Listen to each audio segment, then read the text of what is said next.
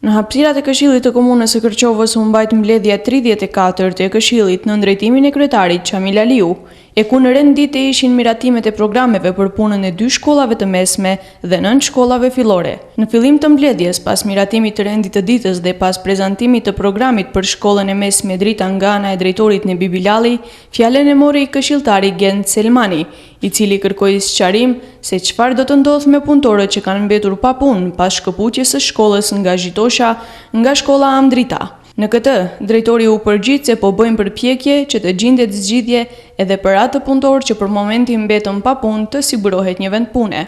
Ndërsa pas diskutimit të drejtorit të shkollës së mesme Mirko Mileski të Kërçovës, fjalën e kërkoi këshilltari Ibrahim Koqa, i cili nga zëvendës drejtori i kësaj shkolle kërkoi që të respektohet gjuha shqipe në këtë shkollë. Gjërgjësisht, mbi shkrimin e shkollës, përveç në gjuhën maqedone, të jetë edhe në gjuhën shqipe, sepse kështu e kërkon ligji, tha Ibrahim Koqa.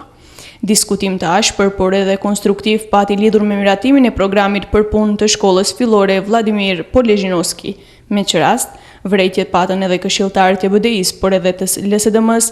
Në radhë të parë, irritimi ishte për shkak të mos prezencës së drejtoreshës Silvana Kirova, e cila jo vetëm që nuk ishte e pranishme, por as që ishte munduar të gjejë zëvendës adekuat për prezantimin në këtë mbledhje.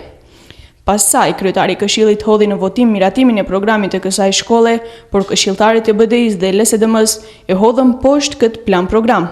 Ndërkohë që këshilltarët e VMRO-DPMN-s ishin të përmbajtur.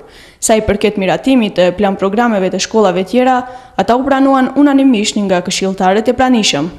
E veçanta e kësaj mbledhje është se LSDM-ja Dega e Kërçovës zyrtarisht njoftoi Këshillin e Komunës që, siç tha këshilltari i kësaj partie Vanço Serbakovski, nga sot ne e prishim koalicionin Kiçev-Çaniza-Kiçevo dhe se në të ardhmen do të veprojmë si grup i pambarur i këshilltarëve në Këshillin e Komunës.